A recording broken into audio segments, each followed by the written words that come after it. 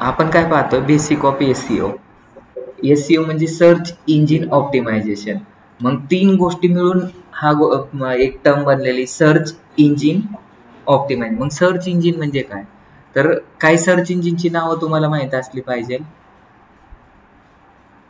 तर पहिलं search engine म्हणजे जास्तीत जास्त गुगल, लोक यूज करतात Google, Yahoo. Yahoo, internet archive, Baidu, Yandex, DuckDuckGo. आता क्रोम हे यूसी ब्राउझर आहे किंवा क्रोम हे सर्च इंजिन आहे का? नाही, क्रोम हे फक्त ब्राउझर आहे. यूसी ब्राउझर हे कुणाचं आहे? चायनाचं आहे. चायनामध्ये कोणतं इंजिन सर्च इंजिन चालतं?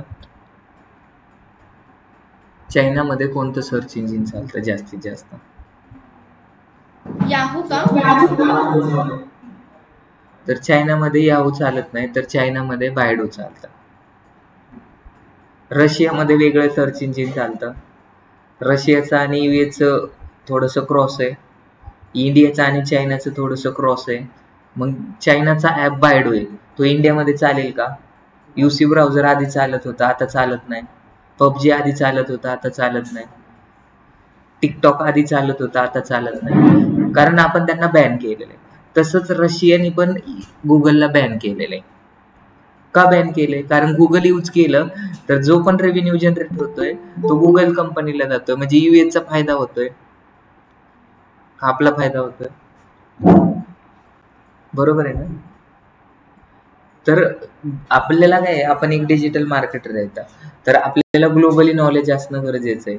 जर तुम्हाला डोमेस्टिक कामं करायची असेल तर मग नुसतं गुगलचं नॉलेज असेल तरी चालेल, पण आपल्याला रशियाचे प्रोजेक्ट येऊ शकतात फ्रीलान्सिंगमध्ये.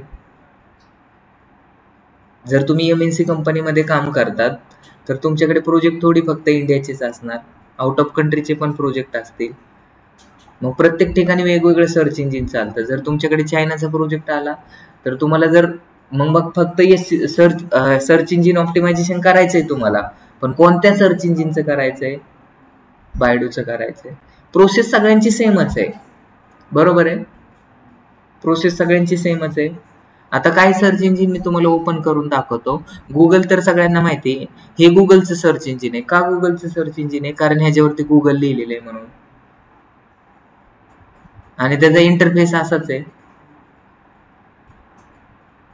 नंतर तुम्ही काय केलं, बिंग वरती गेलं तर बिंग हे सर्च इंजिन आहे. इथं पण तुम्ही सर्च केलं, हे पण बिंगचं सर्च इंजिन आहे. का बिंगचं सर्च इंजिन आहे? कारण इथं मायक्रोसॉफ्ट लिहिलेलं आहे म्हणून, मायक्रोसॉफ्ट बिंग स्टार्ट. दोघांमध्ये फरक काय? विवो मोबाईल मध्ये आणि ओप्पो मोबाईल मध्ये काय फरक आहे? दोघं पण कॅमेऱ्यामध्ये फोटो काढू शकतात, दोघांमधून पण कॉल बोलू शकतो, फक्त थोडस वेगळं असेल. हे तर मग काय फोटो बिटो येतात, हे युजर फ्रेंडली नाहीये. आयफोन मध्ये आणि नोकियाच्या फोन मध्ये किंवा आयफोन मध्ये आणि विवो फोन मध्ये काय फरक आहे? दोघांमधून पण कॉल लागतो, सगळींमधून आपले कामं होऊ शकतात. पण सांगायचा एकच मुद्दा असा आहे की प्रत्येक सर्च इंजिन वरून जे मेन फंक्शन असतं, जसं की मी बिंग वरती टाकलं व्हॉट इज सानिका, तर तिथे इन्फॉर्मेशन भेटेल का नाही भेटणार? तुम्ही जर गुगल वरती सर्च केले एनएमडी प्रायव्हेट लिमिटेड तरी भेटेल. तुम्ही जर बिंग वरती केलं तर सर किती वेळ झालं लेक्चर सुरू होऊन? 3 तास झाले. तर सांगा ना. आपल्या लेक्चरचं टायमिंग किती असतो? लेक्चरचा टायमिंग किती असतो? 12 वाजता का? 12 वाजता. हो, 12 वाजता असतो, पण तुम्ही नव्हता आलात म्हणून आताच चालू केले 2 मिनिटं. आता इथं बघा खाली 4 मिनिटं झाले, दिसतंय का इथं खाली? धन्यवाद. तुम्ही नाही येत तोपर्यंत आम्ही लेक्चरच चालू करत नाही. नाही सर, तसं नाही. तुम्ही महत्वाचा माणूस आहे. हे बाकीचे लोक तर काय बोलत नाहीत लेक्चर चालू असताना. बाकीचे लोक नुसतं ऐकून घेतात आणि बाकीचे लोक हसतात मागून, बॅकग्राऊंड म्युझिक देतात. जेवढे तुम्ही बघा ते कसे हसतात, बघितलं का?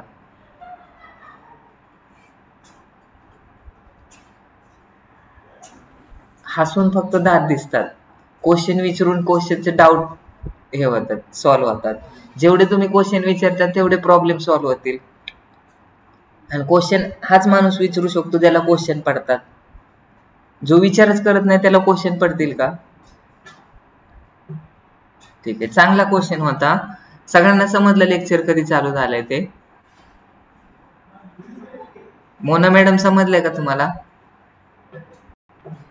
नाही तर परत कोणता परत तुम्ही विचारायचा की कधी चालू झाले लेक्चर. ठीक आहे, मी इथं सर्च करतो एन नको, एन नवनाथचा आहे, तर NMD सर्च करू आपण. ठीक आहे, इथं सर्च केलं, आलं का इथं आपली कंपनी? इथं पण वेबसाईट आली. हे कुठं आपण सर्च करतोय? गुगल वरती सर्च करतोय, बरोबर आहे का मर्दी? तू कशाला पण बरोबरच बोलतो. तू असं नाही, बिंग वरती सर्च करतो, नीट लक्ष दे. नंतर आता आपण गुगल वरती जाऊ. गुगल वरती जाऊन पण NMD करू आपण. हे गुगल आहे, इथं पण जाऊन NMD. तर आपण कुठे पण गेलो तरी आपली इन्फॉर्मेशन दिसते.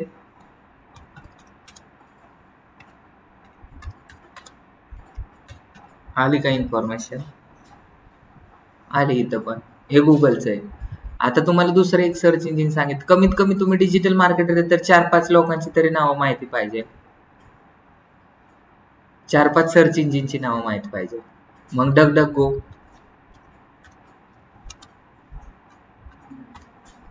जे पॉलिटिशियन लोक असतात ना ते हे वापरतात. का बरं?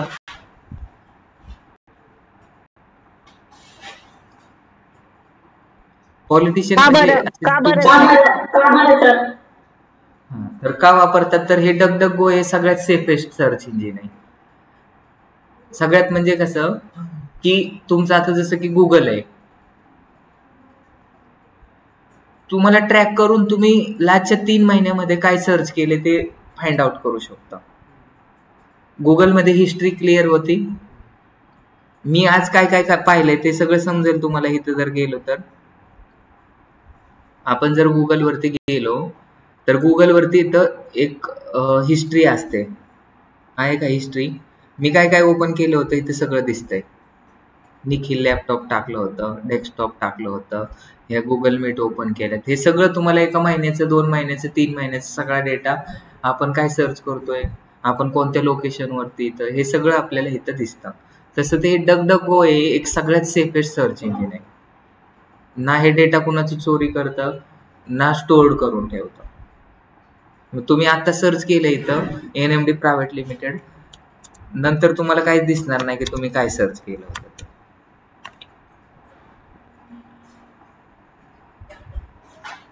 इथं पण ओपन झाली का? सगळीकडे ओपन होते इन्फॉर्मेशन.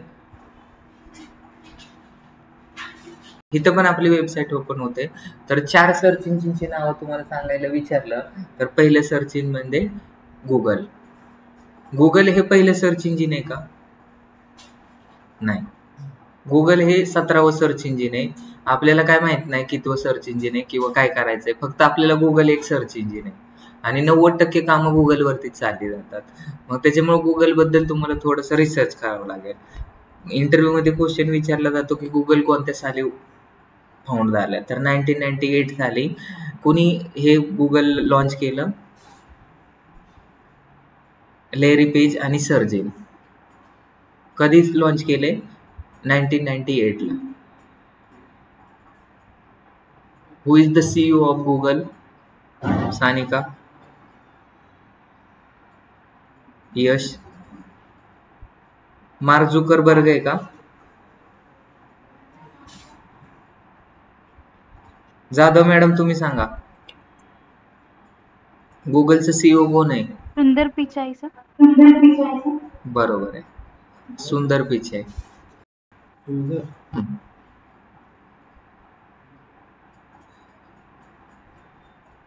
कोणत्या कंट्रीचं सर्च इंजिन आहे हे पण माहित असलं पाहिजे ना आपल्याला.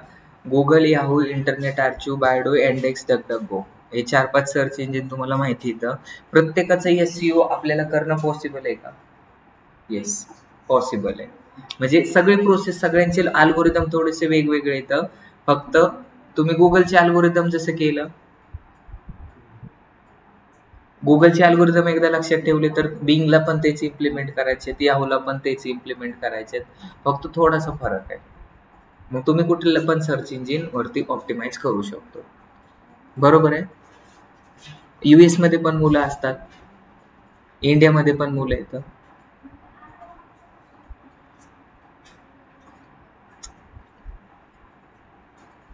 सगळ्यांना समजलं types of SEO, on page, off page आणि टेक्निकल SEO. नंतर मेथड काय असतात, व्हाईट, ब्लॅक आणि ग्रे. व्हाईट हॅट SEO म्हणजे we follow all rules and regulation given by Google. मग हे रूल्स अँड रेग्युलेशन अप्लाय करूनच आपण आपल्या वेबसाईटला 1 नंबरला न्यायचं. आता इथं क्वेश्चन असा येतो ईशा मॅडमला की सर गुगलला कोणती लँग्वेज समजते? गुगलला मराठी समजतं का ईशा मॅडम? सर ट्रान्सलेटर असेल तर समजतं का? नाही समजत सर. तर गुगलला मराठी, हिंदी, इंग्लिश, कन्नडा, तमिळनाडू, इंग्लिश अशा कोणत्याच लँग्वेज समजत नाहीत. तर गुगलला 2च लँग्वेज समजतात. एक म्हणजे HTML, hyper text markup language, आणि दुसरे म्हणजे काय, हायपर टेक्स्ट मार्कअप लँग्वेज आणि पिक्सल लँग्वेज. मग ते बायनरी वगैरे जे असतात ना ते ह्याच्या अंडर सब टाईप मध्ये येतात. HTML hyper text markup language आणि दुसरं काय पिक्सल लँग्वेज. म्हणजे जर तुम्ही एखादी इमेज जर अपलोड केली तुमच्या गुगलवरती तर गुगल ते तुम्हाला सांगेल की ही इमेज कशाची आहे, कशा रिलेटेड आहे. इथं आहे इमेजचं दिलेलं आहे, इथं जाऊन तुम्ही इमेज अपलोड करायची. अपलोड फाईल दिली तर ती इमेज जर तुम्ही इथं अपलोड केली की ती कशा रिलेटेड इमेज आहे, त्या रिलेटेड सिमिलर इमेजेस. म्हणजे गुगलला काय होतं, जसं तुम्हाला हिंदी आणि मराठी 2च लँग्वेज येतात.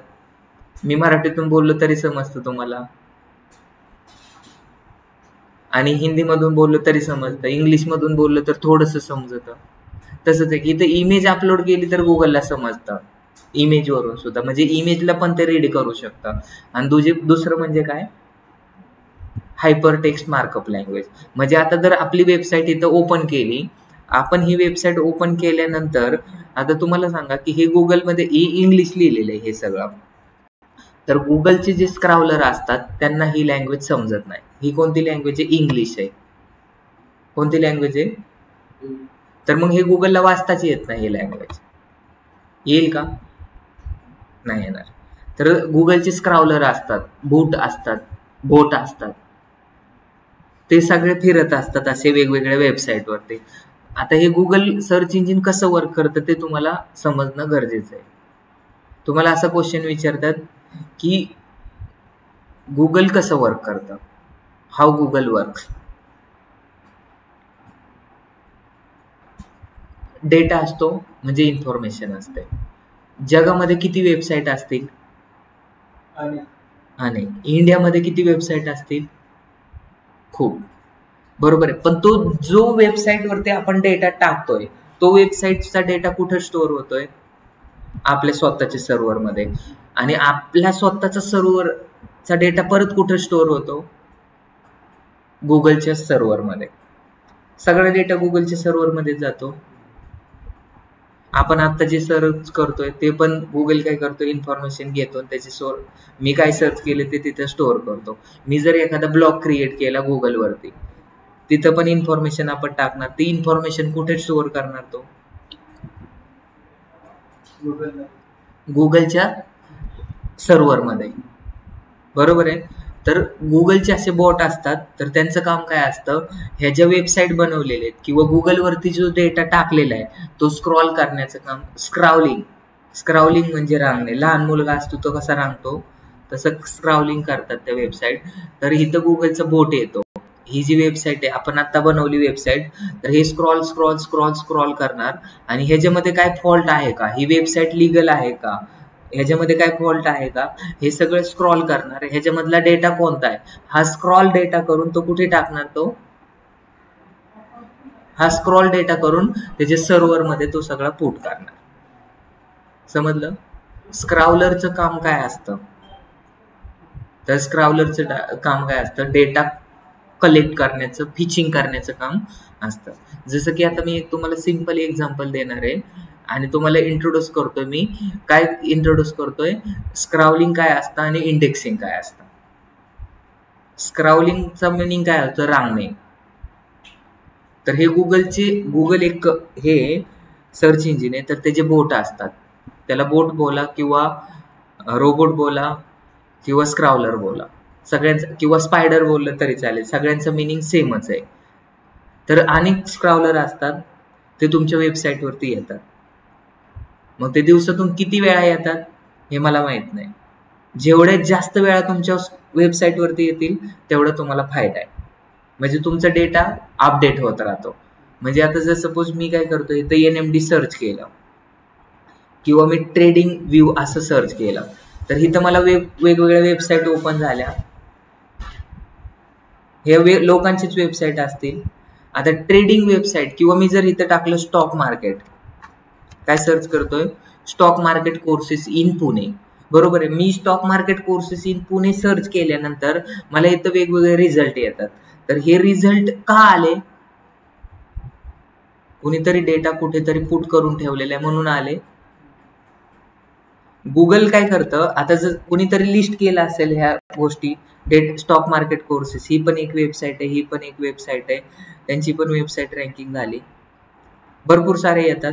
तर स्टॉक मार्केट रिलेटेड किती वेबसाईट असते पूर्ण जगामध्ये, पूर्ण इंडियामध्ये, पूर्ण पुण्यामध्ये? भरपूर असतील. तर मग एक नंबरला कोणाची वेबसाईट दिसणार? गुगल काय करतं की आता हे स्टॉक मार्केट रिलेटेड किती डेटा असेल तो सगळा काय करतो? स्क्रॉल करतो, या वेबसाईटवरती जातो, स्क्रॉल करतो, आणि हा डेटा सगळ्यांचा स्क्रॉल करून त्याच्या सर्व्हरमध्ये टाकतो. स्क्रॉलरचं काम फक्त स्क्रॉल करायचं, डेटा उचलायचा आणि सर्व्हरमध्ये टाकायचा, एवढंच काम स्क्रॉलरचं असतं. इंडेक्सिंगचं काम काय असतं? इंडेक्सिंग तुमच्या नोटबुकला असते 1 2 3 4 5. तर इंडेक्सिंगवाल्याचं काम असतं की तुमच्या वेबसाईटला रँक करणं, त्याला नंबर देणं. मग गुगल काय, स्क्रावलर काय करतो? स्क्रावलर सगळा डेटा कलेक्ट करतो. म्हणजे जसं की स्टॉक मार्केट रिलेटेड जेवढ्या पण वेबसाईट आपल्या अपलोड करतात, जेवढा पण डेटा अपलोड होतो इंटरनेटवरती, त्याला सगळं एकत्र करतात आणि तो एकत्र डेटा करून कुठे टाकतात? सर्व्हरमध्ये टाकतात. सर्व्हरमध्ये टाकल्यानंतर इंडेक्सिंगवाला येतो आणि कुणाची वेबसाईटला किती नंबर द्यायचा आहे हे कशावरून डिसाईड करतो? तर जे कुणी किती रँकिंग फॅक्टर फॉलो केलेत त्याच्यावरून ह्याला 1 नंबर द्यायचा का 2 नंबर द्यायचा का 3 नंबर द्यायचा. तर रँकिंग करायचं काम कुणाचं असतं? रँकिंग देण्याचं काम कुणाचं असतं? इंडेक्सिंगचं. तुम्ही इंडेक्सिंगमध्ये 1 2 3 4 5 असे नंबर असतात का? तुमच्या नोटबुकला इंडेक्सिंग आहे का? बुकला पण इंडेक्स असते. तर सेम इंडेक्सिंगचं काम नंबर देणे. बरोबर आहे. तर मग आता स्टॉक मार्केटचा एवढा डेटा झाला, डिजिटल मार्केटिंगचा किती वेबसाईट असते? म्हणजे आपण काय सर्च करतो त्या रिलेटेडच तुम्हाला हे रिझल्ट ओपन होतात. मग कुणाचा रिझल्ट 1 नंबरला येणार आणि कुणाचा रिझल्ट 5 लाख नंबरला येणार हे कोण डिसाईड करतं? इंडेक्सिंग डिसाईड करतं. कोण डिसाईड करतं? इंडेक्सिंग. स्क्रॉलिंगचं काम काय? फक्त डेटाला फेच करणं किंवा स्क्रॉल करणं, डेटा उचलायचा आणि स्टोअरमध्ये टाकायचा. हे कोणाचं काम आहे? स्क्रॉलिंगवाल्याचं. तर दिवसाला किती वेबसाईट बनत असतील, दिवसाला किती लोक ब्लॉग लिहित असतील, किती लोक इंटरनेटवरती डेटा टाकत असतील, तर प्रत्येकाची कॅटेगरी वेगळी. तर ते स्क्रॉलरचं काम तेवढंच आहे की जेवढा डेटा अपडेट केला, तुम्ही तुमच्या वेबसाईटमध्ये आज नवीन ब्लॉग टाकला, तर त्या वेबसाईटला स्क्रॉल करण्याचं काम कोणाचं आहे? गुगलच्या स्क्रॉलरचं आहे. आणि सगळ्यात महत्वाची गोष्ट म्हणजे काय? जोपर्यंत गुगलचा स्क्रॉलर त्या वेबसाईटला किंवा त्या डेटाला किंवा त्या ब्लॉगला किंवा त्या कंटेंटला स्क्रॉल करत नाही, तोपर्यंत तुमचा कंटेंट वेबसाईटवरती दिसतच नाही किंवा तो तुमचा कंटेंट गुगलवरती शो होतच नाही. समजलं का?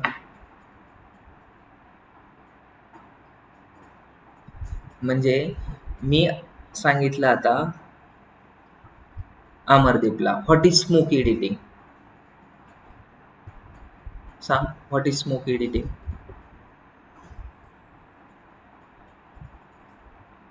स्मोक एडिटिंग काय असतं सांग मला. हॅलो, हा बोला ना.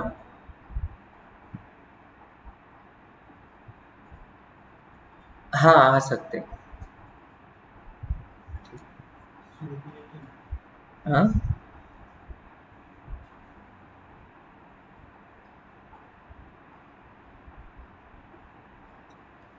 काय विचारले तुला क्वेश्चन? स्मोक एडिटिंग माहिती का तुला? नाही माहिती का? माहित नाही? सर्वोच्च न्यायालयाच्या उच्च न्यायाधीशाच्या पात्रतेच्या अटी सांग बरं काय असतात? शुभांगी मॅडम सांगू शकतात. सानिका तर लवकरच सांगेल. सर्वोच्च न्यायालय जर व्हायचं म्हटलं तर काय करावं लागतं? सर्वोच्च न्यायालयाचे जर न्यायाधीश व्हायचं असेल तर मला कोणतं एज्युकेशन घेणं गरजेचं आहे? LLB. LLB घेणं गरजेचं आहे. किती वय पूर्ण लागतं सर्वोच्च न्यायालयाच्या न्यायाधीश जर बनायचं असेल तर? नाही माहिती तुम्हाला?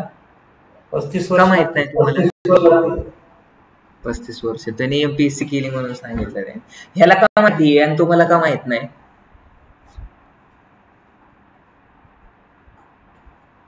ठीक आहे, सिंपल क्वेश्चन विचारतो मी. अंतोनियो द व्हॅलिव्हेरा सालाझारचा जन्म कुठं झालता?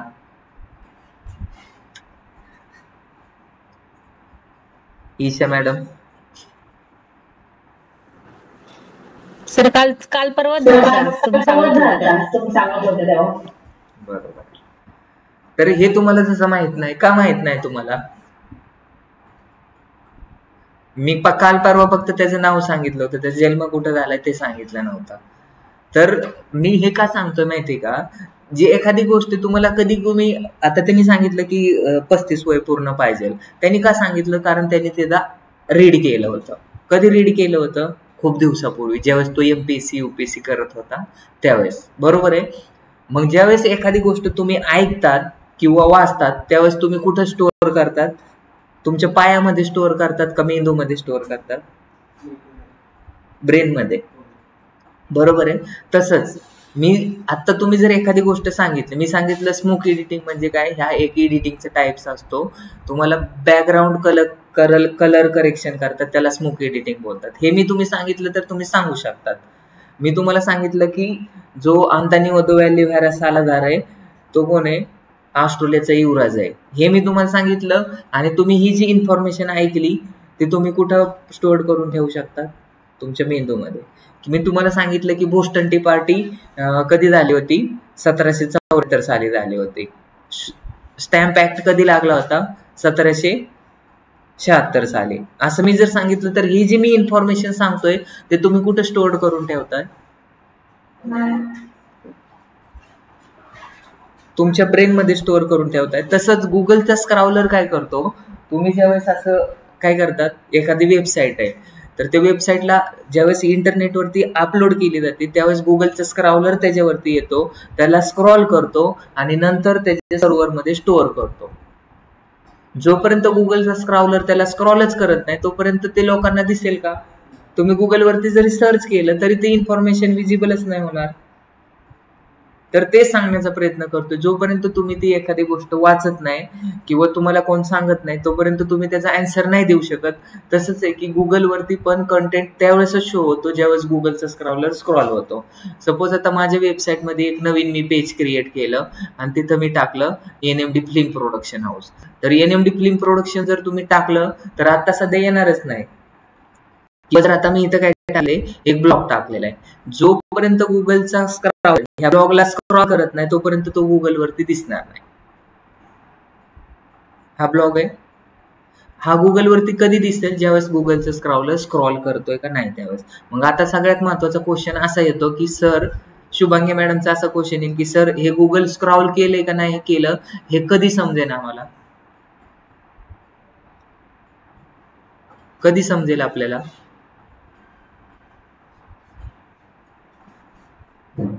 गुगलच्या स्क्रॉलरने स्क्रॉल केले का नाही हे कधी समजेल आणि कसं पाहायचं? तर ते सिंपल लँग्वेज मध्ये सांगतो. सगळ्यांना समजलं इंडेक्सिंग काय असतं आणि स्क्रॉलिंग काय असतं. गुगलचं स्क्रॉलर येणार, ह्याला स्क्रॉल करणार, ह्याची इन्फॉर्मेशन गुगलच्या सर्व्हरमध्ये टाकणार. तिथे टाकल्यानंतर ॲज सून ॲज पॉसिबल लगेच इंडेक्सिंग वाला येतो आणि ह्या कंटेंटला 1,00,000 नंबर द्यायचा का 2,00,000 नंबर द्यायचा तो डिसाईड करणार.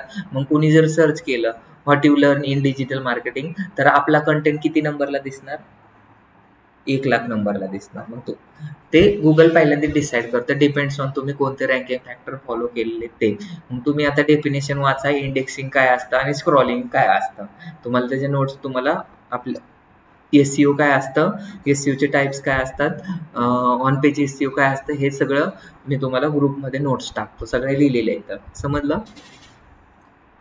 आता ह्याच्यामध्ये सगळ्यात इम्पॉर्टंट गोष्ट काय असतं, जर एखादी गोष्ट मी जसं बोललो सानिका, तर आवाज कोण देईल? सानिका. मी बोललो ईशा, तर आवाज कोण देईल? ईशा. मी बोललो अमरदीप, आवाज कोण देईल? अमरदीप. जर तुमचं सगळ्यांचं नावच नसतं ठेवलं, सगळ्यांचं नाव सानिका किंवा सगळ्यांचं नाव नवनाथ ठेवलं असतं, तर काय झालं असतं?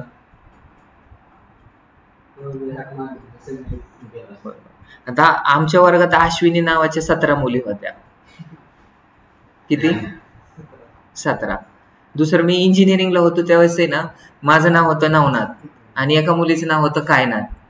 आणि हजेरी घेताना ते सर म्हणायचं नवनाथ ते कायनाथ, येस सर. दोघांमध्ये कन्फ्युजन होत होता. तर सगळ्यांचं सेमच नाव असलं तर कन्फ्युजन किती होईल? म्हणजे 1 नंबर आला नवनाथचा आणि वर्ग अजून दुसरा नवनाथ आला असला तर तो पण खुश होईल. नाव किती इम्पॉर्टंट. सगळ्यांचं नाव सेमच असलं, सरनेम पण सेम असलं तर मग आपल्याला खूप कन्फ्युजन होईल. त्याच्यामुळे सगळ्यात इम्पॉर्टंट SEO पाहतोय आपण गप्पा मारत नाही, पण गप्पा मारल्यासारखं वाटतंय तुम्हाला. तर SEO करताना सगळ्यात इम्पॉर्टंट म्हणजे काय? नावं ठेवणं खूप इम्पॉर्टंट आहे. मग कोणाला नावं ठेवायची? नावं ठेवणं म्हणजे काय? नाव देणं. तुम्ही केमिस्ट्री शिकलात का केमिस्ट्री शिकलात? तर तिथं नॉमिनी कल्चर होतं का? हा, नव्हतं. मग काय होतं? नावं दिली जायची ना, हायड्रोजन, कार्बन डायऑक्साइड. तसंच मुलगा झाला म्हणल्यानंतर त्याला नाव दिलं जातं. का दिलं जातं? शुभांगी मॅडम नाव दिले, का दिले? त्यांची ओळख असेल म्हणून. तुझं नाव संस्कार का दिलंय? तुला जास्त संस्कार आहेत म्हणून का नाव दिले? तर नाव ठेवल्यानंतर माणसाची एक ओळख निर्माण होते, बरोबर आहे. पण संस्कार नावाचे एवढे एकच माणूस आहे का? खूप येतात. तर तसंच की आपली जर वेबसाईट जर रँकिंग करायची असेल तर आपल्याला त्याला नाव द्यावं लागतं. काय द्यावं लागतं? नाव द्यावं. नाव किती इम्पॉर्टंट आहे. तर SEO मध्ये पहिल्यात इम्पॉर्टंट म्हणजे नाव देणं गरजेचं आहे. मग जर नाव द्यायचं असेल तर काय लोक खूप मोठं नाव देऊ शकतात. काय नाव देतील? Lord Ferdinand. एवढं मोठं नाव दिलं तर मग ते परत रिमेंबर करावं लागेल. किंवा एखादं हॉटेलचं नाव द्यायचंय, खूप मोठं नाव दिलं तुम्ही हॉटेलचं, कुठं जेवायला गेलं तर असं विचारल्यानंतर तुमच्याच लक्षात राहणार नाही. मी हे का सांगतोय, कारण जर आपण मार्केटिंग पाहतोय, विसरू नका आपण काय करतोय ते. काही लोक नुसतं डायलॉगच लक्षात ठेवतात, मी शिकवलेलं विसरून जातात. तर तुम्हाला जर एखादी गोष्ट जर रँकिंग करायची असेल, SEO जर करायचं असेल, SEO म्हणजे काय? It is the process of ranking our website. वेबसाईटला आपण रँकिंग करतोय. मग जर रँकिंगला वेबसाईट करायची असेल तर तिला नाव देणं गरजेचं आहे, बरोबर आहे. तुम्ही तुमच्या मुलांना चांगले नावं देतात. आता नवीन फॅशन आहे दोघांचं कॉम्बाईन करून वीर अनुष्का, बरोबर आहे. अमरदीपला ज्यावेळेस मुलगी होईल किंवा मुलगा होईल त्यावेळेस तो लावेल त्याला पहिलं इनिशियल किंवा सफिक्स किंवा प्रिफिक्स, तसं नाव क्रिएट करेल का नाही करणार? आमच्या टायमाला असं काय नव्हतं. आमच्या टायमाला सगळ्यांची देवाची नाव होते, नवनाथ, एकनाथ, साईनाथ. तर हे प्रत्येक वेळेस चेंज होत जातं. तर नावं कशासाठी दिले जातात? तुम्हाला वाटतं की मी ह्याला जर नाव दिलं तर हे माझं नाव मोठं करेल किंवा नाव चांगलं असलं पाहिजे. तसंच आपल्याला नाव द्यायचं तर त्याच्यामध्ये लिमिट पण असते. तर त्याची एक गुगलने काय केलंय, आपण रूल्स अँड रेग्युलेशन फॉलो करतोय. तर आपल्याला सांगितलंय की तुमचं जे नाव असतं ते 30 कॅरेक्टरचं असलं पाहिजे.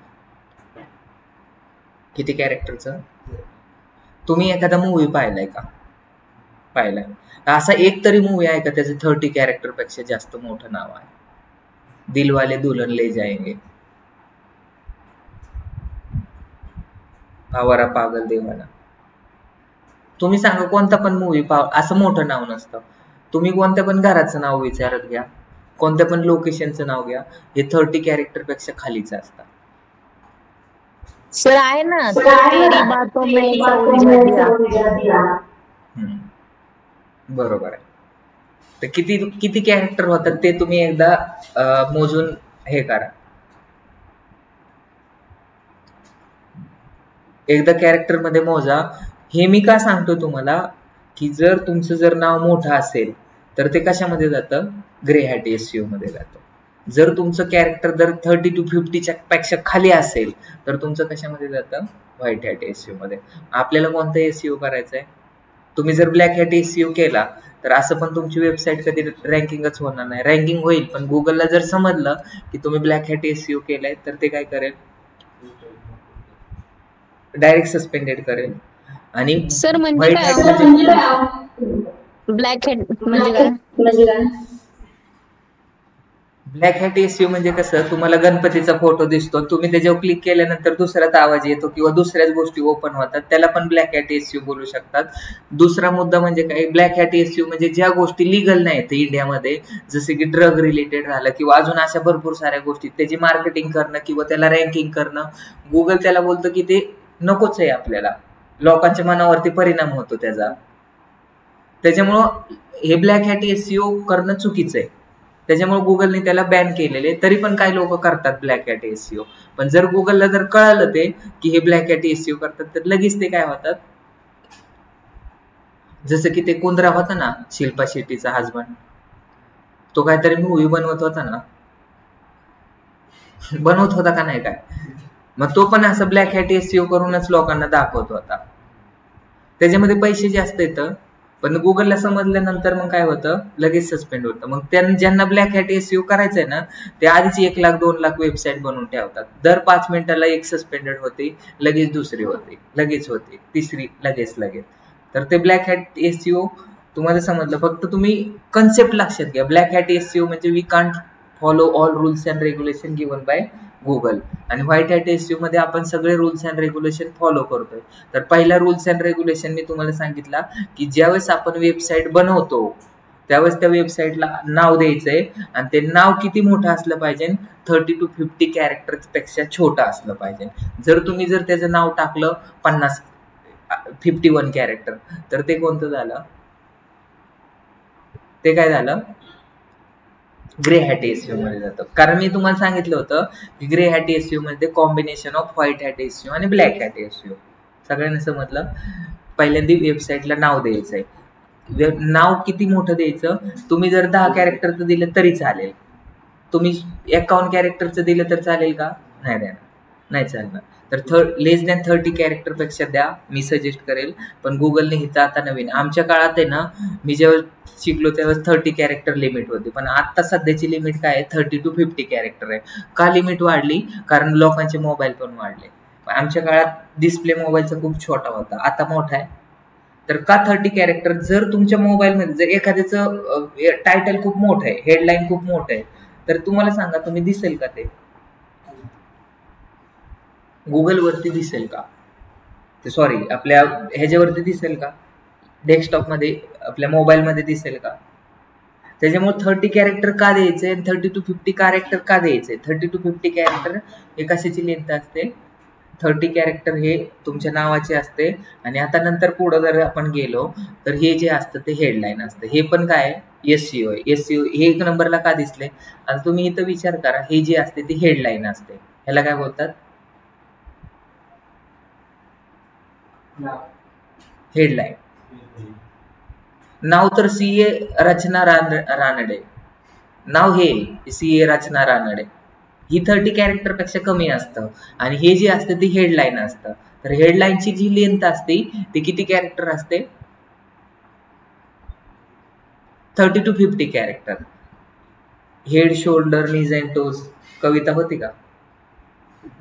हेड म्हणजे काय? डोकं. सेल्फी काढली तर आपले पाय दिसतात का डोके दिसतात? डोकं दिसतं, फेस दिसतं. तर जे दिसतं त्याला हेडलाईन बोलतात आणि जे दिसत नाही त्याला हृदय बोलतात, म्हणजे त्याला टायटल बोलायचं. टायटल कुठं असतं? जे दिसत नाही त्याला टायटल बोलतात. तुम्हाला आता थोड्याच वेळाचे कन्सेप्ट क्लिअर होतील. पहिले तर तुम्हाला हेडलाईन जे दिसतं त्याला हेडलाईन बोलतात. हेडलाईनची लेंथ किती असते असा क्वेश्चन विचारला तर लगेच स्नेहा मॅडम काय सांगतील? 30 to 50 कॅरेक्टर असतं. कॅरेक्टर म्हणजे माहिती आहे तुम्हाला? ABCDEFG AEIOU त्याला कॅरेक्टर बोलतात. आणि त्याच्यानंतर हे खाली काहीतरी दिसतंय ह्याला बोलतात डिस्क्रिप्शन. काय बोलतात?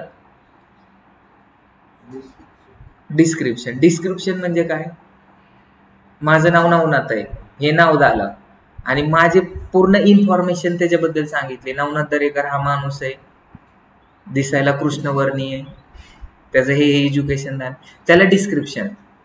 मग डिस्क्रिप्शन लय बी मोठं नसतं. डिस्क्रिप्शन 90 कॅरेक्टरचं असतं. कॅरेक्टर का कॅरेक्टर? कॅरेक्टर. नंतर येतं मेटा डिस्क्रिप्शन. काय येतं? तुम्ही ऐकतात का कीर्तनाला बसल्यासारखं बसलात? ठीक आहे, ऐकतात असं शुभांगी मॅडमने सांगितलंय. हा, तर मेटा डिस्क्रिप्शन असतं. मेटा डिस्क्रिप्शन काय असतं? डिस्क्रिप्शनचं अजून परत थोडंसं जास्त वर्णन असतं. बरोबर आहे? तर डिस्क्रिप्शन हे 157 to 168 कॅरेक्टर असतात. सगळ्यांना समजलं? आणि जर तुम्ही चुकून जर जास्त टाकलं तर परत नका म्हणू मला की ग्रे हॅट एसईओ मध्ये गेला. तुम्हाला जर वेबसाईट रँकिंग करायची असेल तर मी जे सांगत होतो तुम्हाला 200 मी काय सांगणार आहे तुम्हाला? 200 मी रँकिंग फॅक्टर सांगणार आहे. पहिलं रँकिंग फॅक्टर काय सांगितला? तुमची जी वेबसाईट आहे त्याला नाव दिलं पाहिजे आणि ते नाव 30 कॅरेक्टरपेक्षा लहान असलं पाहिजे. दुसरं काय असलं पाहिजे? हेडलाईन असली पाहिजे. आणि हेडलाईनची लेंथ किती असली पाहिजे? शुभांगी मॅडम बरोबर सांगितलं त्यांनी, फक्त त्यांनी मनातली मनात सांगितलं. तुम्हाला ऐकाय नाही आलं, मलाच ऐकाय आलं. त्यांनी काय सांगितलं ईशा मॅडम?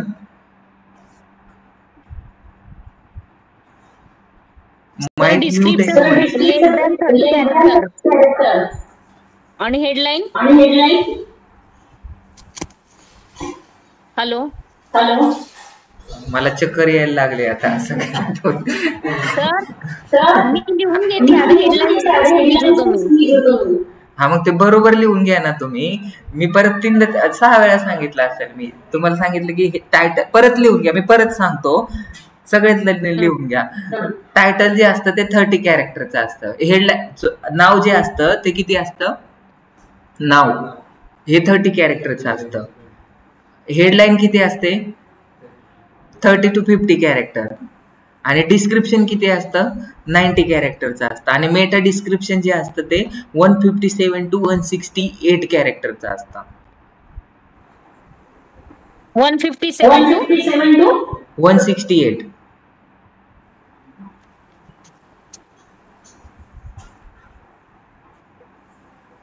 ठीक आहे. आता आपण आता ह्याला काय करू? आता शुभांगी मॅडमला आधीच क्वेश्चन विचारू, नाही तर परत पुढे गेल्यानंतर परत ते विचारतील सर मेटा डिस्क्रिप्शनची लेंथ किती असते. तर सांगा शुभांगी मॅडम, मेटा डिस्क्रिप्शनची लेंथ किती असते? 157 to 168. बरोबर सांगितलं. सगळ्यांचं कन्सेप्ट क्लिअर झालं. आणि हेडलाईनची लेंथ किती असते? 32 ते 50 कॅरेक्टर. तुम्हाला 2 कॅरेक्टर जास्त ऐकायला आले का? 32 सांगितलं का 30 सांगितलं? 32 ना सर.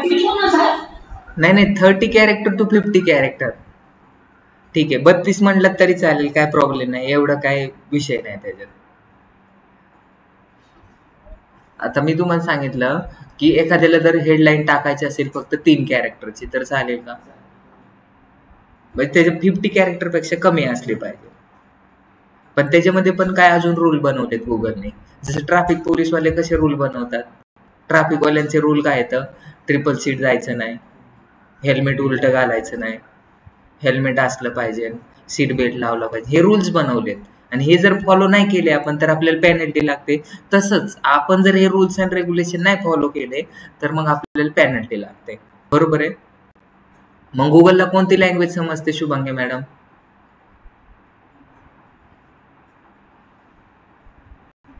पिक्सल. आणि अजून सर बायनरी वगैरे आहे का काही इकडे? अहो आताच तुम्ही नव्हतात का लेक्चरला? हा, HTML आणि पिक्सल ह्या 2 लँग्वेज समजतात. बरोबर आहे. तर आपल्याला आता HTML तर समजलं. HTML मध्ये गुगल आता आपली वेबसाईट आहे, आपली वेबसाईट का रँकिंग होते तर आपण रूल्स अँड रेग्युलेशन फॉलो केलेत का ते बघायचंय आपल्याला. बघायचं. आता जे प्रॅक्टिकल आपण थोडंसं चेक करू. तर आपली वेबसाईट आहे हे, तर ह्याच्यामध्ये आपल्याला तुम्ही सांगा नाव काय आहे आपल्या वेबसाईटचं?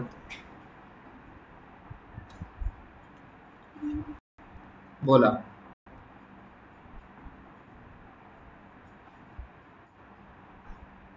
Welcome to NMD private limited. म्हणजे NMD प्रायव्हेट लिमिटेड त्याला नाव दिलेलं आहे. आता ह्याचं टायटल काय आहे किंवा हेडलाईन काय आहे? हेडलाईन काय आहे सांगा.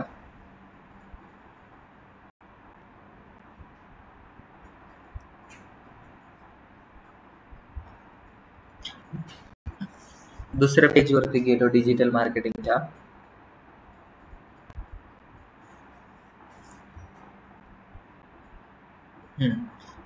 सांगा आता ह्याचं हेडलाईन काय आहे शुभांगी मॅडम?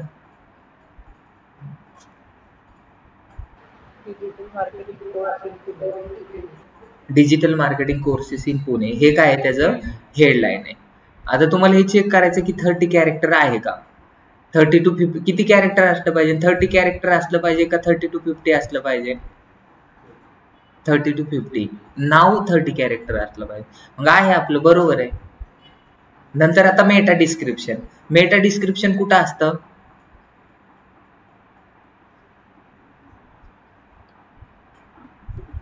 पण हे तर गुगलला वाचता येत नाही कारण हे इंग्लिश मधून लिहिलेलं आहे. तर गुगलला काय समजतं? HTML टॅग समजतात. तर HTML टॅग कसं ओपन करायचं आणि ते कसं दिसतं तर त्याच्यासाठी तुम्हाला कंट्रोल U करायचं. त्याचं हृदय ओपन केलं मी तर त्या हृदयामध्ये सगळी इन्फॉर्मेशन दडलेली असते. बरोबर आहे. तर इथं टायटल दिलेले. तर टायटलची लेंथ पण तुम्हाला सांगायचं झालं, हेडलाईन आणि टायटलची लेंथ 30 to 50 कॅरेक्टर असते. तर ह्याचं टायटल आहे digital marketing courses in Pune NMD private limited. नाव काय आहे? NMD private limited. समजलं सगळ्यांना? नंतर थोडंसं खाली गेलो तर आता इथं मेटा डिस्क्रिप्शन द्यावं लागतं. काय लिहावं लागतं? डिस्क्रिप्शन आणि मेटा डिस्क्रिप्शन. तर तुम्हाला कुठे डिस्क्रिप्शन दिसतंय का? इथं डिस्क्रिप्शन लिहिलेले. तर इथं बघा, digital marketing courses in Pune with 100% placement certification and affordable fee, join NMD private limited नाव. तर ही काय आहे? डिस्क्रिप्शन. सर्व्हर पण आहे बघा. काय बघा? वर पण आहे ना मेटा डिस्क्रिप्शनचं. हा बरोबर आहे ना. बरोबर आहे की.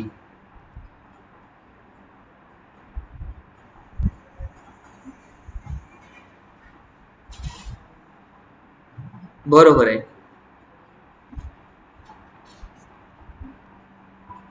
समजलं का? म्हणजे आपल्याला जर SEO करायचं असेल तर सगळ्यात इम्पॉर्टंट काय काय आहे?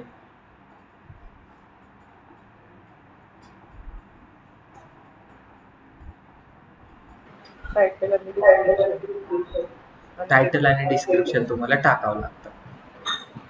आणि हेडलाईन ही वरून दिसते, टायटल हे खालून दिसते म्हणजे हृदयात असते. म्हणजे कंट्रोल U करून ते टाकावं लागते. म्हणजे आपल्याला हेडर सेक्शन मध्ये टाकावं लागतंय. आणि मेटा डिस्क्रिप्शन पण हे हेडर कशामध्ये टाकावं लागतं? हेडर सेक्शन मध्येच. म्हणजे त्याच्या हृदयामध्ये टाकायचं असतं. ते वरून कोणाला दिसत नसतं. सो बरोबर आहे. तुमच्या मनामध्ये काय चाललंय हे मला दिसत असेल का? दिसेल का? तू कोणाबद्दल विचार करतोय हे मला समजेल का? नाही समजणार. तर टायटल, डिस्क्रिप्शन, मेटा डिस्क्रिप्शन टाकणं खूप गरजेचं असतं. आणि हे मोजण्यासाठी आता कॅरेक्टर, हे किती कॅरेक्टरचं हे कसं मोजणार तुम्ही? इथं 1 2 3 4 5 6 7 असं मोजणार का? कसं मोजायचं? शिकलात काय लोक? शुभंगी मॅडम शिकलात का तुम्ही? शिकलात ते तपकीर वडून शिका. कोणता वापरायचा? सानिका सांगा बरं तुम्ही.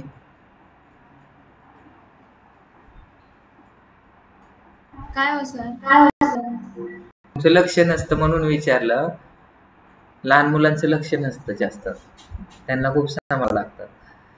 तर मी काय क्वेश्चन विचारला की हे मी इथं काय केले, टायटल, हेडलाईन, डिस्क्रिप्शन लिहिलेले, तर ते मला मोजायचं, तर कशात मोजू? चंचू पात्र बघितलंय तुम्ही? काय मेजर केलं जातं त्याच्यात? केमिकल मेजर केलं जातं. बोला लवकर. गुगल मॅप बिझनेस तुम्ही आता कुठं गेलात? पार गुगल मॅप बिझनेस कडे गेलात, लय लांब गेलात तुम्ही. क्वेश्चन काय विचारलाय ते माहिती आहे तुम्हाला? हो तो कळला. काय म्हणताय तुम्ही?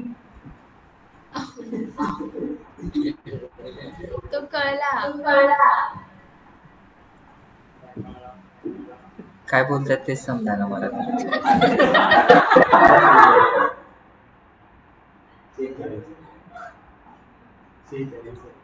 तुम्ही काय त्यांना फोन करून विचारतात काय? त्यांना फोन करून विचारतात काय क्वेश्चन विचार? 46% पडलं तुला? वा, चालतंय मग आज पार्टी तर 5 झाला की तू.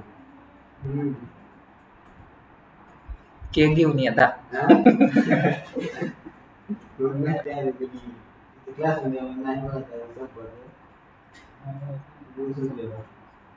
सानिकाचं पण आज रिझल्ट लागला असं ना 12वीचा. सानिका, मी क्वेश्चन असा विचारला होता की कॅरेक्टर कसे मोजले जातात? 1 2 3 4 असं नाही मेजर, त्यासाठी टूल यूज केला जातो. कोणता? Character counting. हे किती वेळा शिकवलंय तुम्हाला?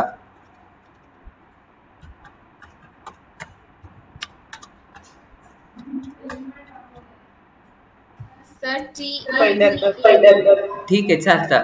चुकीचं पण बरोबर येतं, आम्ही गुगल बरोबर सेटिंग केली. आलं? तुम्हाला ते 1 नंबरचं आवडत नसलं तर हे तर नुसतं पेस्ट करायचंय, इथं ते मोजून देणार तुम्हाला. प्रत्येक गोष्ट मोजायची गरज नाही. नंतर दुसरा आमच्याकडे एक टूल आहे. आता आम्ही काय सांगितलं होतं, पिक्सेल पण मेजर करायचे आपल्याला. काय मेजर करायची? पिक्सेल.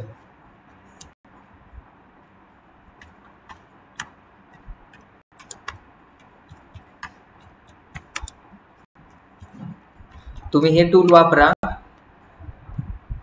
बरोबर आहे. तर ह्याच्यामधून लवकर तुम्हाला मेजर करता येईल. एक एक वाचायची गरज नाही. कंट्रोल व्ही करायचं. हे काय लिहिलेलं? डिस्क्रिप्शन लिहिलेलं. मग आता तुम्ही सांगा हे चुकीचं आहे का बरोबर आहे? मेटा डिस्क्रिप्शन चुकीचं आहे का बरोबर आहे? शुभांगी मॅडम, बरोबर सांगितलं त्यांनी? काय सांगितलं अमरदीप? सर चुकीचं आहे ना? का चुकीचं आहे? Sir 157 to 168 Meta description. बरोबर आहे. आता मला दररोज 3 चपात्या खाव्या लागतात, बरोबर आहे. पण मी एक दिवशी 2च चपात्या खाल्ल्या तर काय मरण का?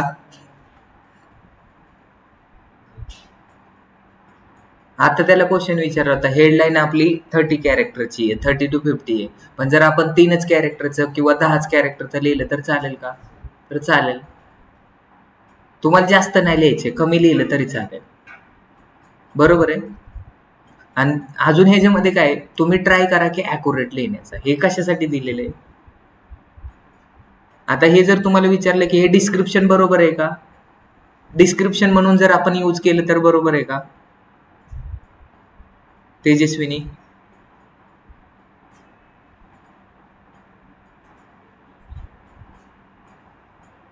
सानिका,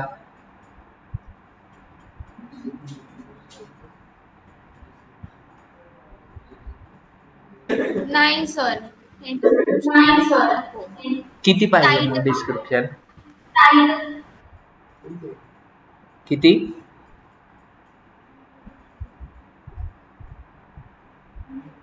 90 कॅरेक्टर्स. बरोबर आहे. मग आता ह्याच्यामध्ये आपल्याला हे 90 कॅरेक्टर करायचं असेल तर ह्याच्यामधले काहीतरी काढावं लागेल. ठीक आहे, आता बरोबर आहे. तर इथून तुम्हाला मोजायचं असतं.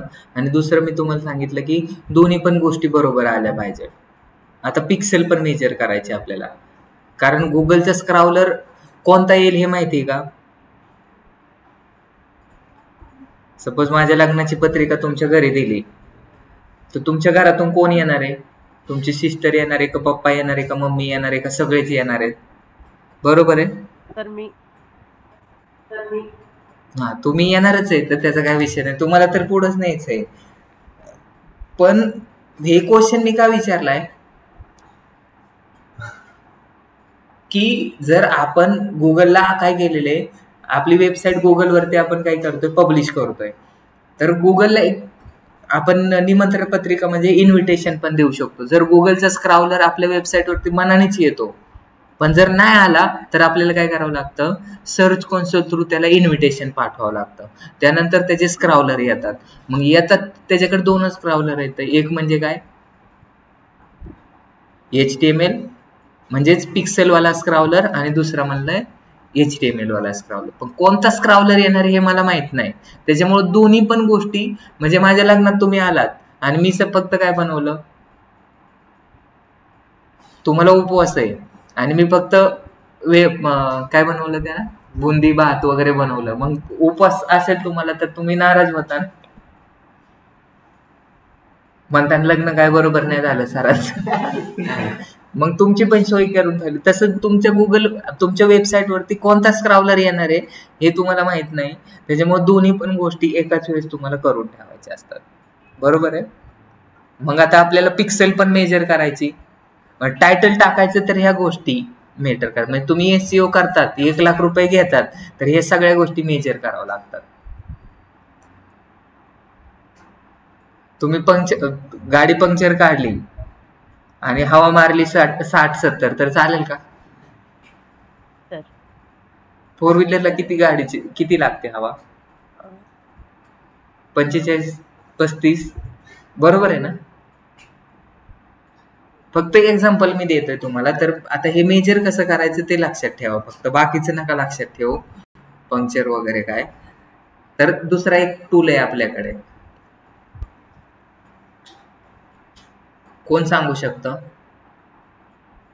To the web.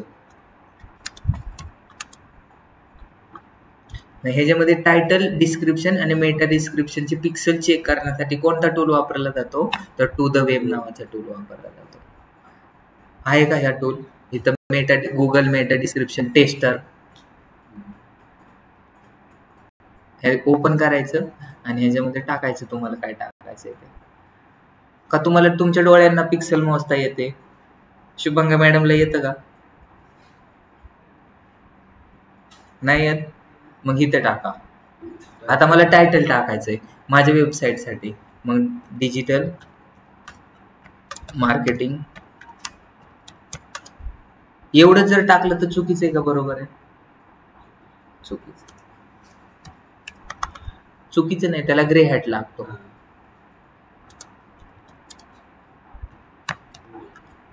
आता बरोबर आहे? किती सांगितलं होतं मी तुम्हाला?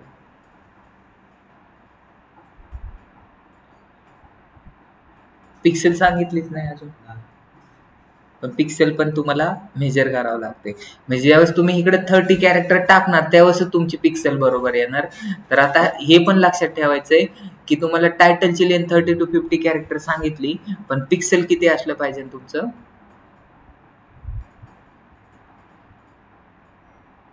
270 पिक्सल से लेके 550 पिक्सल तक.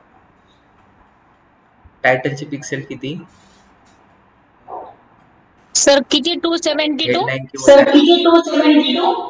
272 550.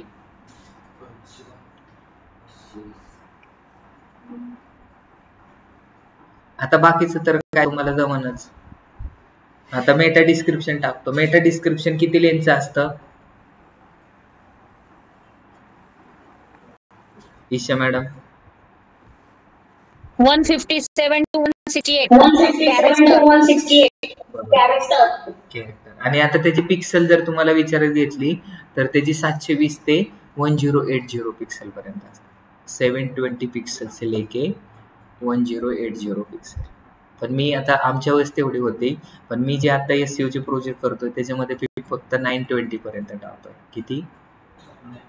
950 पर्यंत. मग तुम्ही आता विचारात करा की 720 पिक्सल पासून 980 पिक्सल पर्यंत तुम्ही लक्षात ठेवा. पण मी त्याचा आन्सर जर विचारलं तर 720 पासून तुम्हाला कितीपर्यंत आहे? 1080 पिक्सल पर्यंत. ठीक आहे. पण जर चांगला लवकरात लवकर तुम्हाला वेबसाईट कमी दिवसात जर रँकिंग करायची असेल तर मी सांगतो की 920 से लेके 950 तक हे ॲक्युरेट टाकायचे तुम्हाला. लवकर तुमची वेबसाईट रँकिंग होईल. सर पिक्सल सगळ्यांसाठी ठीक वेगवेगळे आहे. वापरणं पडेल का? टायटलसाठी वेगळं, डिस्क्रिप्शनसाठी वेगळं, मेटा डिस्क्रिप्शनसाठी वेगळं. एक वेळेस मी तुम्हाला आता फक्त टायटलची सांगितली. आता मी तुम्हाला टायटलची पिक्सल सांगितली. टायटलची पिक्सल सांगितली 270 पिक्सल से लेके 540 या 550 पिक्सल. नंतर सांगितली डिस्क्रिप्शनची अजून सांगितली नाही. मेटा डिस्क्रिप्शनची. मेटा डिस्क्रिप्शनची किती सांगितली? 720 से 1080 पिक्सल. आता सांगणार आहे मी डिस्क्रिप्शनची. डिस्क्रिप्शनची काय सांगितली मी? डिस्क्रिप्शनची पिक्सल किती सांगितली? तर डिस्क्रिप्शनची अजून सांगितलीच नाही. तर त्याच्यामधून तुम्हाला सांगायचं 520 पिक्सल पासून तुम्ही स्टार्ट करू शकता. ठीक आहे. आपण डायरेक्ट मेजर करू. इथं मेटा डिस्क्रिप्शन टाकायचं आहे आपल्याला. Admission open for digital with scholarship.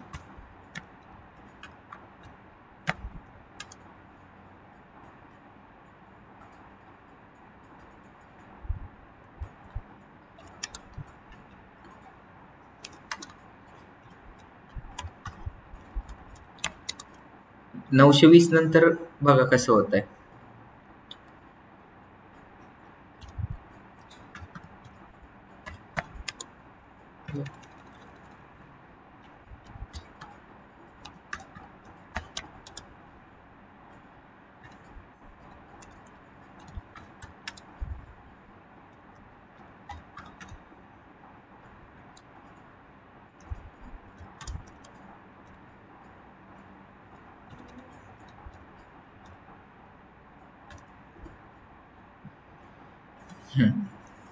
आला? तुम्हाला हे तर लिहायचंय. मेजर होत आहे खाली.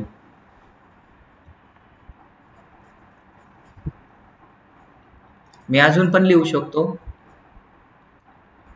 माझ्याकडे लिमिट किती? 1080. म्हणजे मला 750 पर्यंत टाकू शकतो मी. अजून तुम्हाला सांगितलं होतं तसं. आता इथं काय काय लोक ओव्हर शायनिंग करतात. कशी शायनिंग करतात? तर डी कॅपिटलच काढतील. वाढली का पिक्सल? मी काय चेंज करतोय का? फक्त कॅपिटल जरी काढलं ना तरी पिक्सल वाढते. वाढली का? आता 295 आहे.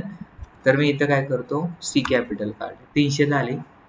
पण तुम्हाला कॅपिटल कुठं लिहायचंय आणि स्मॉल कुठं लिहायचं हे पण समजलं पाहिजे. पिक्सल जर बसत नसतील तर जो कॅपिटल लेटर आहे तो काय करायचा? म्हणजे जर स्मॉल लेटर असेल आणि ते जर कॅपिटल केलं तर 3 ने तुमची पिक्सल वाढते का 5 ने वाढते? आता तरी 1 नेच वाढले.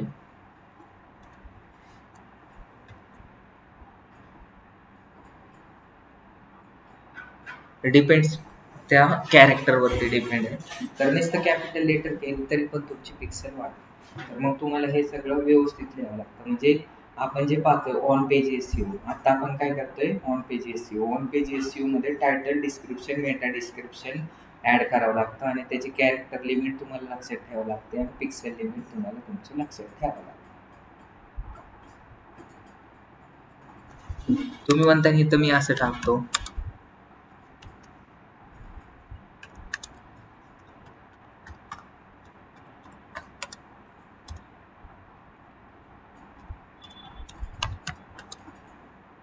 आलं पुढं. हे टाकलं चुकीचं आहे का बरोबर? लगेच ते तुम्हाला दाखवलं की तुम्ही चुकीचे. किती पिक्सेल सांगितले होते मी तुम्हाला? 550 पिक्सेलच्या पुढं जर गेलं रेड मार्क आला का? टूल किती इम्पॉर्टंट आहे समजलं? अजून आपले आतापर्यंत 3च टूल पाहिलेत, अजून 97 टूल बाकी येतं. किती आपण रँकिंग फॅक्टर पाहिलेत आतापर्यंत? 5-6 टूल पाहिलेत. सर एसईओ या टॉपिक हेच फॅक्टर फक्त चेक करायचं, अजून काय असतं? आता सुरुवात झाली, आताचे 6 फॅक्टर पाहिलेत, अजून 194 फॅक्टर बाकी येतात. ते सगळे लक्षात ठेवायचे. आता आपण फक्त पाहिले टायटल, डिस्क्रिप्शन, मेटा डिस्क्रिप्शन आणि लोडिंग टाइम आपला 3 सेकंदापेक्षा कमी पाहिजे आणि अजून काय पाहिजे? परफॉर्मन्स चांगला पाहिजे. आता 5 फॅक्टर पाहिले आपण, अजून काय पाहिलंय का? बाकीचे 190 फॅक्टर आपण उद्या पाहू. दररोज थोडं थोडं पाहायचं. ह्याच्यामध्ये थेरॉटिकल नॉलेज जास्त आहे सीएसयू मध्ये आणि नंतर हे सगळं इम्प्लिमेंट करायचं. याच्या काही नोट्स वगैरे आहेत का? ते वाचून म्हणजे प्रिपेअर करून येतो. हो, तुम्ही नव्हता त्यावेळेस तेच सांगितलं की ह्याच्या नोट्स मी आपल्या ग्रुपमध्ये पाठवणार आहे, ते तुम्ही वाचा. इंडेक्सिंग काय असतं, स्क्रॉलिंग काय असतं, एसईओ ची डेफिनेशन काय असते, लोकल एसईओ ची डेफिनेशन काय असते, स्क्रॉलिंग, इंडेक्सिंग, ज्यावेळेस स्क्रॉलिंग होत नाही त्याच्यावेळेस कोणता इफेक्ट लागतो, टायटलची लेंथ किती असते, मेटा डिस्क्रिप्शनची लेंथ किती असते, डिस्क्रिप्शनची लेंथ किती असते, हे तर लहान मुलगा पण करू शकतो. लय सिंपल आहे हे, तुला समजतंय? 46 मार्क पडल्यात 12वीला म्हणजे चांगला हुशारच आहे तो. आहे का नाही अमरदीप हुशार? तुला किती होते? 72 होते. मग का अभ्यास नाही केला तू?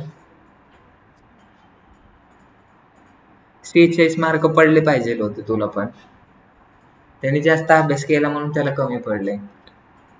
ठीक आहे, आजचं लेक्चर थांबवू आपण.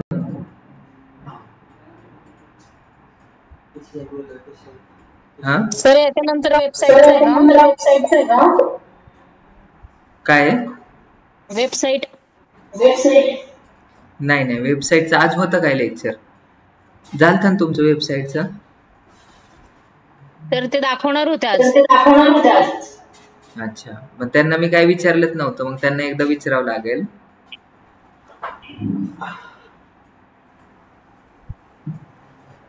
सर सॅटर्डेला वगैरे ठेवताय वेबसाईटचं? येईल ना, तर काय कारण खूप बाउंड जातं